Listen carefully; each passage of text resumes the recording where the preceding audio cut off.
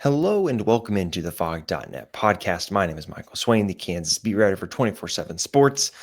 It is a Sunday. It's football season, which means we're here to talk about Kansas football's 41-10 win over West Virginia to open Big 12 play. Obviously, I'm joined by Kevin Flaherty. We're going to break down all aspects of this game, Kevin. It's one of those games where there's a lot to talk about, Yeah. but also not a lot to talk about because to some degree the game was kind of boring for some certain stretches. But Kevin, how was your weekend? You get to watch much football before and or after the game? 5 o'clock kick, kind of weird for Yeah. watching other games. Yeah. Got a chance to watch the early slate quite a bit, and then in the press box had the Oklahoma Auburn game on, so got a chance to watch that a little bit. But no, and the bye week was good. What did you Hmm. wind up doing over the bye week? Oh God, I had two weddings in a weekend in different states, so didn't necessarily get the chance to relax a whole lot, but it was fine. It's nice to have football back again, more stuff to talk about, all that. What'd you do during the bye week? I got like 10 toes on the beach in Myrtle Beach, so I had Look a at had a you. chance to go out. My wife travels a lot, and so basically we got the flights and the hotel for free. So it was a nice little trip. The new office, by the way, looking sharp. You guys will get to see the progression in real time I as like we it. move into our new house and get everything all squared away. Well, it'll also echo less in here once I have actual furniture. But There you right now, like we moved in on Friday, and the first thing I did was come in here and get my office set up. And so there's still more work to be done. But look, let's get into this, Kevin. Yeah, I, let's start on offense because I think that's the part of the performance that I think has the most discussion points, right? The stuff to talk sure. about. Um, What'd you think of KU in the first half? Because this was one of those games where you watched KU trying to run the ball. Didn't really work. Jalen Daniels wasn't super sharp. Um, and yet there's an explosive play with Levi Wentz on a fantastic design on a Yep. fourth down. It was kind of a weird start to the game for KU offensively. And after that first drive, you kind of thought, okay, well, if KU can kind of start to get some momentum, hey, this could get out of hand quick. But it took a long time for the game to get out of hand just because the offense I felt like was a little stagnant.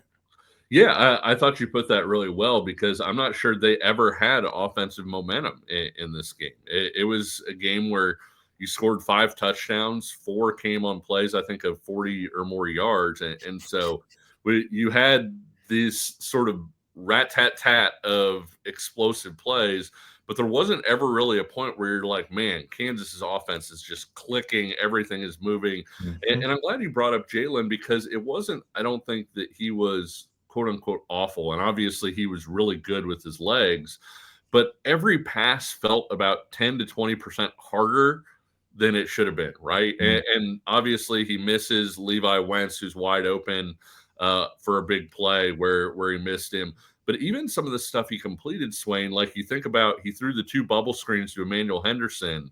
One, Henderson goes down to his knee and catches it, so it winds up being a loss. He winds up throwing a bubble screen a little bit later to him on the other Mhm. side, and it's high. Henderson has to jump up and leave his feet to catch the ball. Mhm. And so it just felt like Jalen was a little bit off. I hate to say rusty, but it felt like things just weren't, especially after last year. That's a triggering word, It, Kevin. it, it, it felt like things just weren't clicking for him as a passer in this game. Yeah, well, and you got to throw to Cam Pickett, where Cam Yeah, Pickett's gotta go, like, yeah, up and go get it. So and this is a game where, at least for Jalen, right, you look at some of the so when I think about Jalen, right, I think his throws deep down the field generally have been pretty accurate so far this year. sure. He was 2 for 10 on Yep. throws further than 10 yards down the field. So, it was one of those situations where it just wasn't clicking. And it's kinda hard if your deep passing game isn't working and your run game isn't really clicking. It's hard to move the ball consistently, right? Because then all of a sudden you're into the point where you really have to execute and you have to rely on kinda crisp throws, and you got that fourth down play, Kevin, I thought it was a great design. Oh, Everyone on defense is looking to, bode and groan, and in the flat, and then all of a sudden, Levi comes back and he's wide open. I thought that was a really well designed play at that point in time. And to your point about the explosive plays throughout the course of the game, like you look at the touchdowns, 41 yards, 39 yards, 62 yards for KU. And the kickoff And return. Yeah, I get that's not on offense, but yeah, I mean, when Kansas struck, it was a lightning bolt. It wasn't the result of, hey, repeated good offense, basically. yeah, exactly. So let's get into the run game a little bit here, Kevin. Yeah. What's your concern level about this right now? Because it's one of those where you look at the box score at the end of the game, it tells a different story Yeah. than if you watched it yourself, right? You look at Le'Shawn Williams, 6.8 yards a carry, 19 carries for 130 yards. Like it checks the eye test, right? If you're just doing your box score glancing as a casual college football fan on a Sunday, you're like, oh, the Kansas rushing attack, Devin Neal, don't need him, But if you watch the game in the first half, before Jalen had those 2 carries that got 40 yards, KU was averaging 3 yards a carry. So what's kind of your concern level, and what'd you feel watching that first half? Because for me, I was like, it still doesn't look quite right. Yeah, the timing's a little off. You're missing a block here, a block there. And we had a chance to talk to Kobe Baines this week, and I asked him, I said, how close are you? Because sometimes in the running game, it looks bad, but you're really, you're half a step off here. You're not quite sealing this guy off enough here. And he felt like they were fairly close. But I would also say, and you and I have talked about this in the past, there's 2 different types of being able to run the ball, right? Like there's being able to just run it when you trick somebody, when, hey, they're looking left and you're going right. There's also being able to line up and run the ball when the other team knows that Mm, you want to run the ball. And there was a time, I think in 2023 in particular, where Kansas closed out some games where the other team, whether it was BYU or whoever, knew that KU wanted to run the ball and they could line up and run the ball. I think that's the thing that I'm not seeing right now is, hey, you get into 3rd and 2. West Virginia knows Kansas wants to run the ball right mm, now, and you're not running the ball. And the scary thing about that, Swain, is in order to get 2 yards, you don't need to be perfect. In order to convert 4th and 1 from the 5-yard line, and that didn't bother me a ton. I know people wish they did a different play, wish Jalen held on it. You're up 34-3. You don't need to pull out your like blue chip red zone play. You don't need to have Jalen taking unnecessary hits at that point.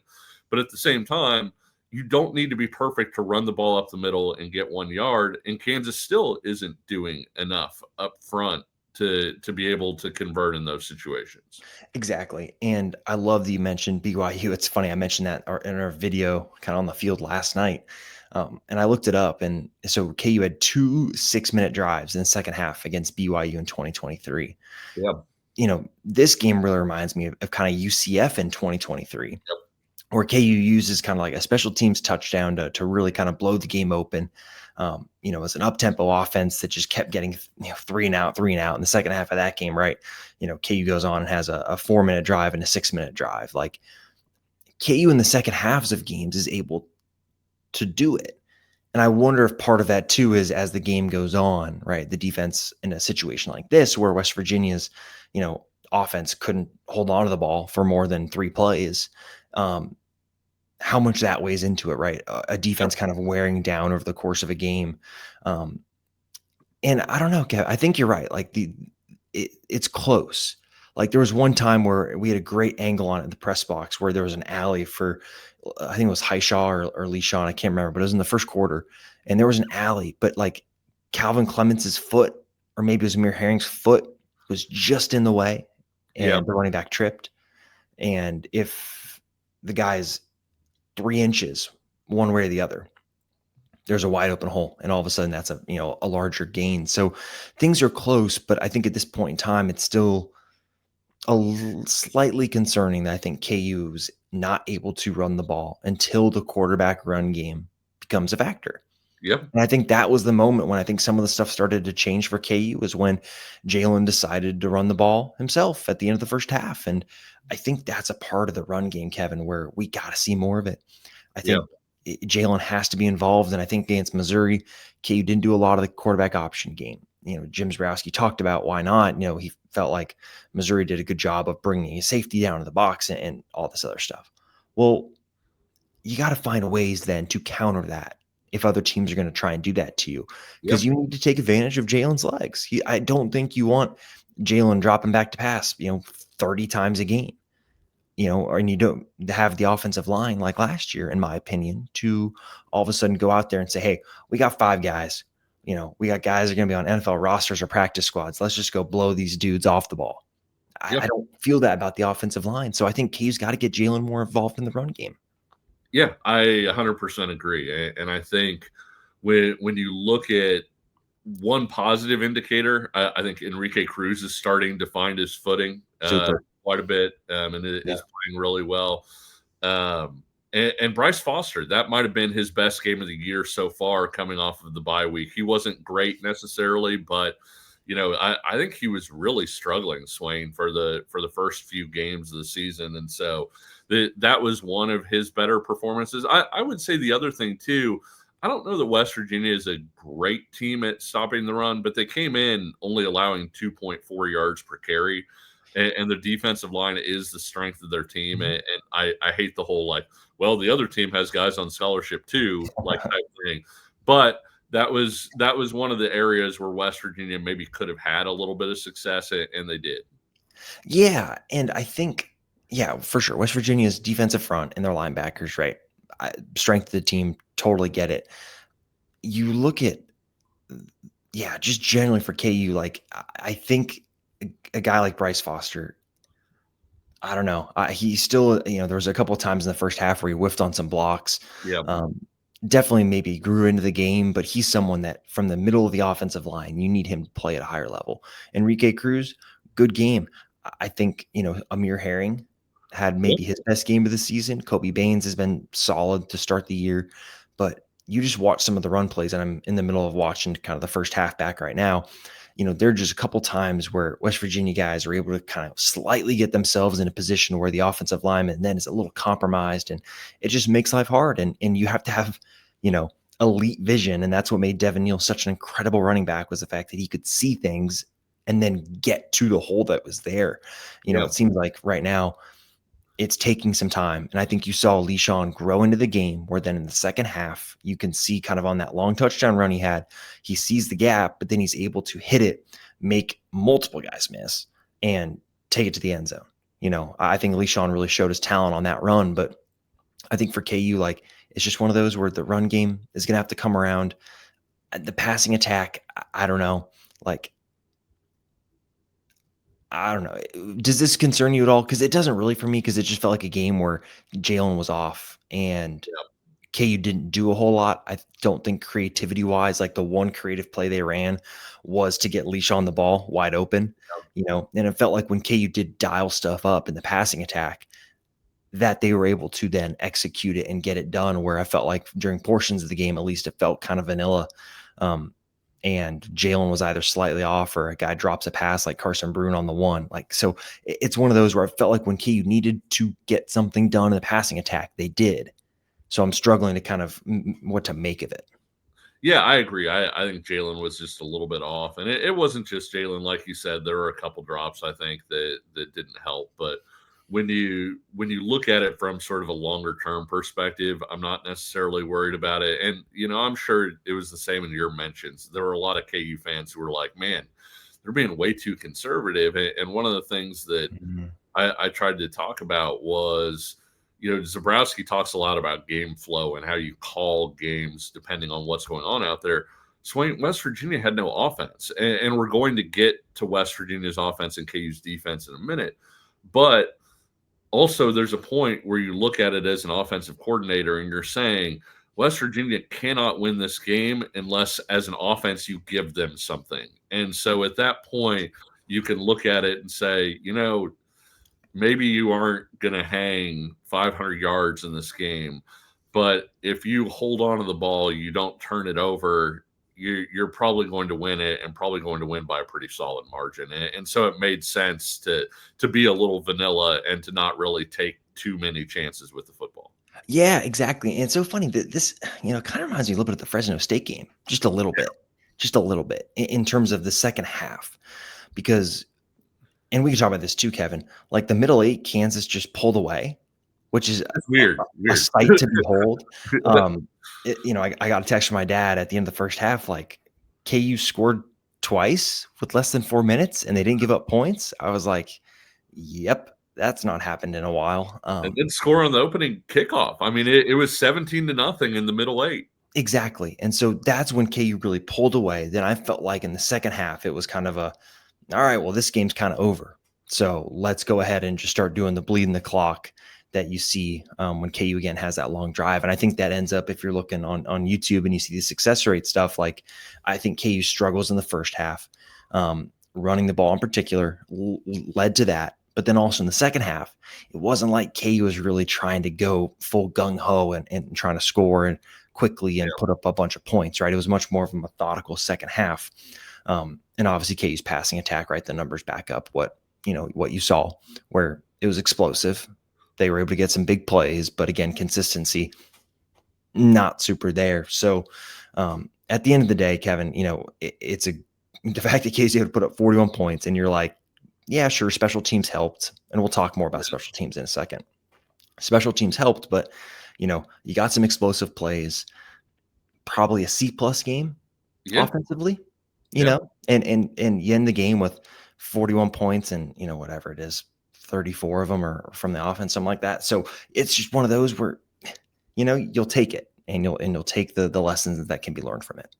Yeah, and it's funny. You and I talked before we came on here about how KU wound up getting a lot of plays, and especially late, with the twos, and so the explosive play rate doesn't look, that great.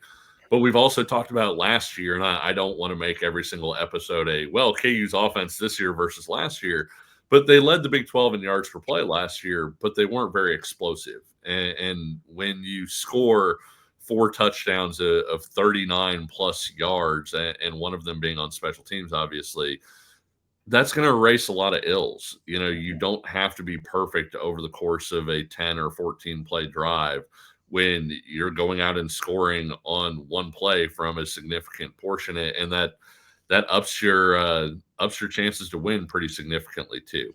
Yep, exactly. All right, let's get into special teams because, oh my God, Kansas Yes. has good special teams, question mark. I put that on the message board and I was like, just because I couldn't believe it. Yeah.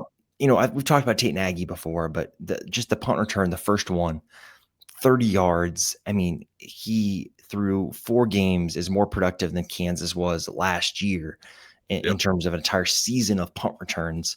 Uh, you can look at the starting field position for KU, right? Their average starting field position was in the 36-yard line, I want to say, and that's with KU getting backed up once or twice. Like the special teams set the offense up. You've got Nagy's return, you've got Emmanuel Henderson taking it to the 50. It's hilarious to me that he was told to fair catch it and he said no. Yeah. Obviously, it wouldn't be funny if he took it out and KU's at the 10. But still, Henderson's return, Nagy's return, and then obviously you get the touchdown on special teams. But then, Kevin, you go to the punts and you got someone like Finn Lappin, who I think is quietly putting together, I think a really good season. Yeah. And, he's able to pin West Virginia back a couple times, averaging 46 yards a punt, long of 51. 4 punts of the 6 where it ended up inside the 20. There's not much more to say, Kevin. Like Lath Marjan, Lath Marjan, yeah. he makes his field goals. Like all of a sudden, KU special teams is not having blunders. It's executing consistently, and it's making those plays in the margins that help you win a game 41-10 when you've only outgained your opponent by 70 something yards. How many big games over the last 2 or 3 years would you say that we've been sitting here talking about a loss afterwards, and there's been a specific special teams play or two that you could point to and be like, man, if this went different, Kansas could have won this game. And it's crazy, Swain, because usually you see a transition from being bad at special teams, being in that situation where you're losing games because of special teams plays, to somewhere kind of in the middle. And then maybe you get good off it. Kansas went straight from losing games because of special teams plays to Kansas may win an extra game or two this year because of special teams plays if they continue playing the way that they are right now on that side. Exactly. In here, I'm looking it up really quickly. What KU's SP plus special teams? They are the 96th special teams unit last year. Yep. Right, out of 134. So I'll be interested to see what that is when those numbers get updated this week. Obviously, I didn't look and see what they were to go into this weekend, but Sure. KU special teams again. It's the plays in the margin. And Kevin, you said that right there about how many games has KU lost. Well, it's 2 K-State games on the road, right? OJ Burrow's muffing a punt where it leads to a touchdown and a big swing. Jameel Croft taking the ball at the 1 yard line. You got Arizona State with the punt return. I think it was the end of the first half. Like, Yep. those are just 3 off the top of my head that I'm not even like going back and looking at. So it's one of those where those are the marginal moments when KU plays Cincinnati or on the road at UCF or at Texas Tech or when they play K-State or when they go to Iowa State. If you're able to win those yards and special teams, it takes so much pressure off your offense because obviously shorter field, you don't have to go as far, but also there's just some innate momentum that comes with it, right? Where you feel like, okay, hey, there's stuff happening in KU's way right now. And so it goes to show, I think, how having good returners can help because you can look at the punt return stuff, right? Luke Grimm, really good wide receiver, good player, did not want to return punts for Kansas, but had to because the other guys couldn't really be trusted. Right. Yep. And so they didn't do much. And then kickoff return wise, KU's not had a guy with Emmanuel Henderson's speed. Yep. They're not going to put Jason Bean back there to return kickoffs. So having someone with that type of dynamic speed gives you a different element on kickoff return. And so I just think having returners, we could talk about specialists and what they do, but having returners that can make plays is such a difference. And it's so, I don't want to say odd, but it's different for Kansas to see them have that. Also, Finn Lappin, like you said, having a great year. The punt coverage has been really good this year too. I mean, the coverage teams I feel like have done a really nice job. And you and I talked about that before the season, just in terms of the depth of the roster seemed better than it has been. And so you're getting guys who are really good athletes out there where it's not a starter having to play an extra, 15 snaps. In some cases, there are starters out there. I'm not saying that, but you aren't having to choose between a guy who athletically shouldn't be out there and a starter who's played a lot of snaps. You've got some guys that, hey, this is their pathway potentially to more playing time, and they're pretty good athletes out there. And so, yeah, they've gotten better on special teams across the board. Kevin, you want to know who leads the Big 12 in punting? Finn Lappin.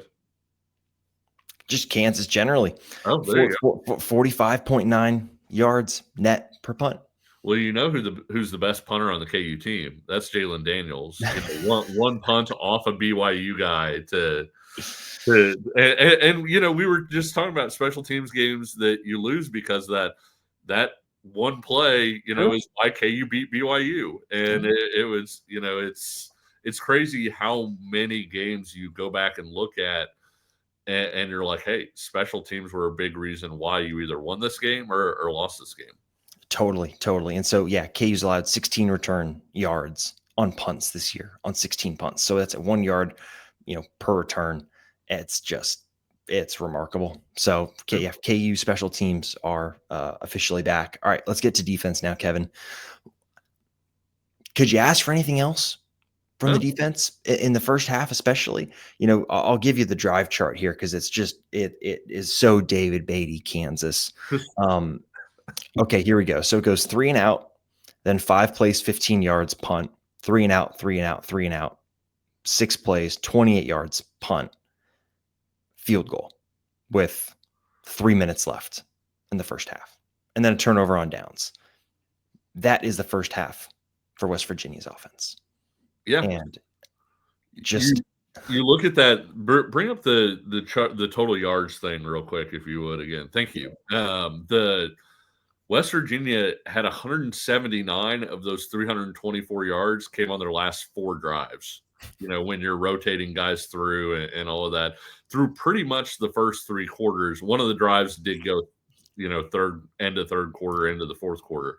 But pretty much through three quarters, West Virginia had like 150 yards. It was 145 yards heading into those final four drives. So, yeah, I mean, just a terrific performance across the board defensively. 100%, Kevin. And so I can look here real quick. Yeah. So through three quarters, West Virginia had around 56 plays. They were averaging 4.1 yards per play. And oh my God, first of all, Nico Markiel is awful. Yes. Like He had a rough night. he and Zane Flores might have an awful off at some point this Big 12 season, because those two guys are just terrible. And Zane Flores, obviously starting quarterback at Oklahoma State. For the But moment. yeah, KU just the defensive line had a great game, and you saw the depth where Justice Finkley, I think, had his best game for KU so far. Yeah. He showed up. Dean Miller had his best game for KU. And then you've got Alex Bray coming off the bench. He almost, gets a safety in the first half. Was the first quarter maybe? But he almost gets a safety on a stunt. You got Leroy Harris, who is a backup defensive end, and he's arguably your most productive pass rusher, maybe your best pass rusher overall.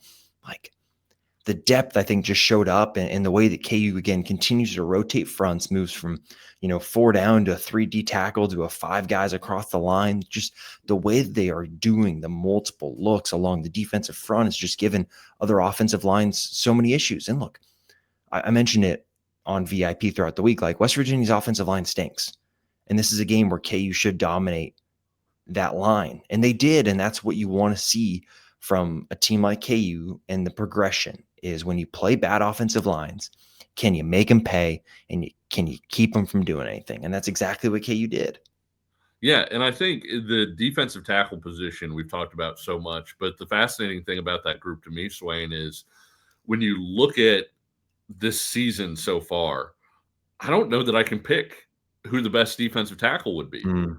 Because you've had moments from DJ Withers, you've had moments from Tommy Dunn, you've had moments from Keenan Caldwell, you've had moments from Blake Harrell, and you look at the Pro Football Focus grades, and they're all kind of within like this little box. They're all playing similar snaps, and so you look at all of that, and that's more than you can ask for. Just sort of, hey, we can sub off the two guys that are starting, but the two guys that are coming in are basically playing at the exact same level.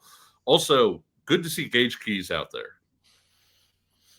Yeah, exactly. Like, he's someone that, if you can get him back, I think he really does fit. He and Blake Harrell, if you could put Keenan Caldwell at kind of the nose tackle spot, Yep. and you put Gage and Blake, right? You've got two really athletic D tackles who then can kind of play a little bit off the edge. And when you get into that kind of 5 D lineman front stuff, you can do some really fun things. And man, Blake Harrell had a great game. I don't know the total number of snaps he played. I think it was maybe in the 30s. But for him to have a good handful of tackles, right, falls on a fumble, like, he had a really good game for KU. And DJ showed up. You're right. It's just one of those where, whatever DK, McDonald, Jim Panagos, Taiwo Natolu, the stuff they've worked on, like, they figured out the right roles for these guys. And that says something, right? It says something about the coaching, where you can put your guys in a spot where they can go out and have success, right? How long has it been where you've watched stuff and you're like, man, they're asking these kids to do stuff they can't do? Yeah. Well, right now they've found different roles, like Keenan playing that nose tackle spot. Like, that is his role. You've got, Blake being able to move across the front. You've got DJ moving across the front. You've got a guy like Leroy Harris coming off the edge, playing as like a wide 9, then playing as like a true D end, or even sliding inside sometimes. Like, just the way they're mixing stuff up, I think is such a huge, it's a refreshing thing to watch, first of all. But then I think it makes life easier on some of those linebackers, where Trey Lathan gets his sack because the guard is so concerned about taking care of the inside guy that Trey just goes right up the A gap and gets a sack. And so everything comes together in this kind of cohesive way for the defense, where they're able to just take advantage. And you see the athleticism. I'm never going to get tired of watching it, because it's so refreshing to watch linebackers run around, be able to get north to south, east to west without any issues. And even in a game like this, like, Bengali Kamara was good. Yeah. But you've got other guys in this team where you're not just watching Bengali run around saying, man, he's awesome, everyone else is kind of not great. Everyone else had a really good game collectively. And so I was very encouraged by what the defense showed. By the way, snap counts according to your Pro Football Focus thing: Blake Harrell 34, Tommy Dunn 34, DJ Withers 33, Keenan Caldwell 29, and then you were able to get 20 from Marcus Calvin Yeah. and get Gage Keys 4, but you had 4 guys basically between 29 and 34 snaps. That's perfect. The other team has 72 plays, and those guys aren't out there for even half of them, any of them. So that's pretty much perfect. You can't ask for anything more out of that group. Yeah, and it was fun. I was talking to someone pregame. A big concern I think going into this game was going to be the fact that, hey, like West Virginia doesn't really sub.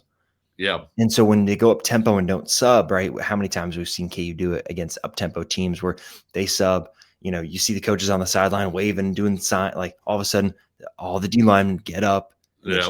trot over the sideline and then the line go on. That happened a couple times.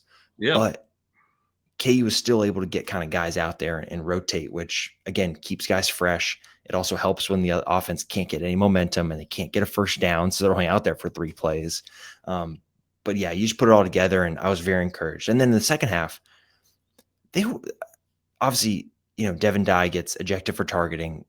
It was targeting, right? Crown of the helmet. It happens, and we need to talk about Jalen's targeting too. But man, the defense was flying around hitting dudes. Yeah. Like the hit Lyric Ross had on that guy. Oh my God.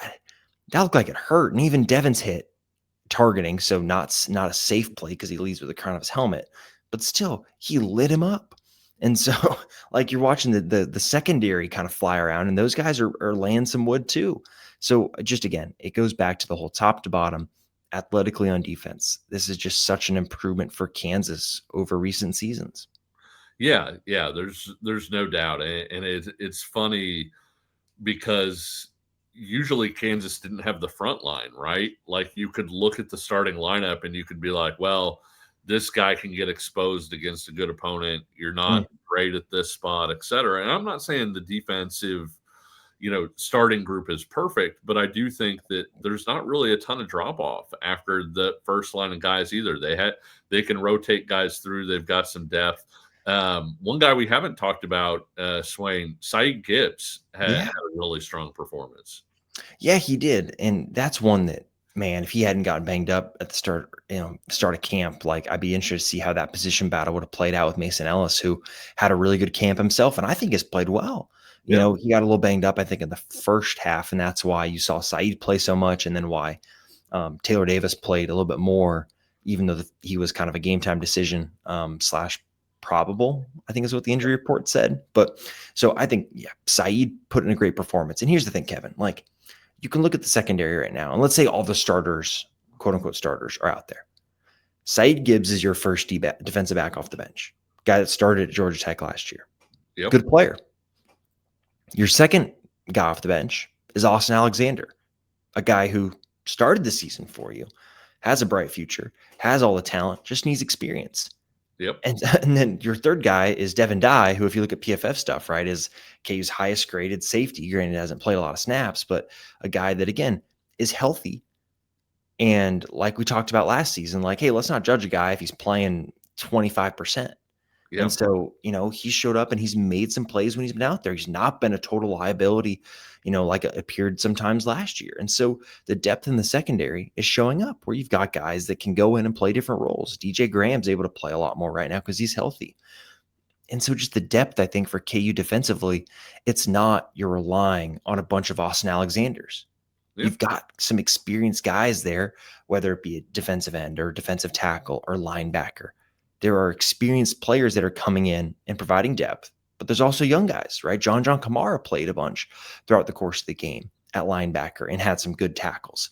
Like you've got a really good mixture of depth of where you're kind of bringing along your inexperienced players so that next year they can step into bigger roles. But you're also having some experienced players step in so that there's not a big drop off and you're not making yourself open to having a freshman or redshirt freshman mistake cost you with a big play and a touchdown that can really impact kind of the momentum of a game.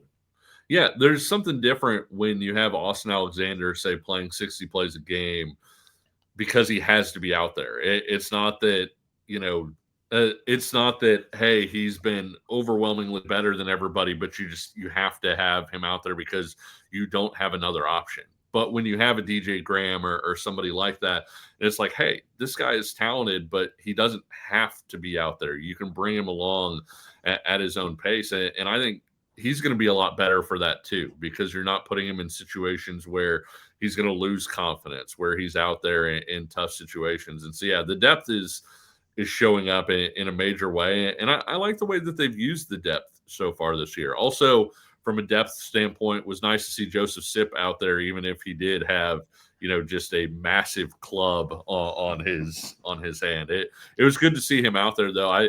I hope people don't forget, like, he's a heck of a football player, and so if he's able to get out there a little bit more, that wouldn't be the worst thing in the world. Yeah, and here's what I think about Joe Sip, at least. Like, this strikes me as something where you get to like the K-State game, maybe kind of late October. Maybe he probably should have the club off by then because Yeah, the injury happened first week August yeah, with his somewhere. wrist Yeah, hand thing. And so you'd like to think, end of October. Well, all of a sudden, that's the point of the year where like it's kind of the dog days of the season.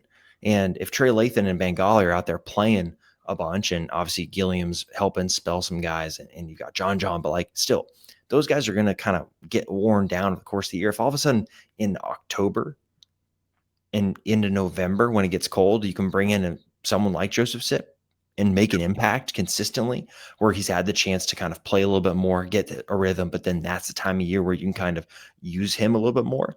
That could be really helpful down the home stretch of a season when you got to play, a physical Iowa State team that's going to run the ball, a Utah team that has a dynamic dual threat quarterback and a great offensive line.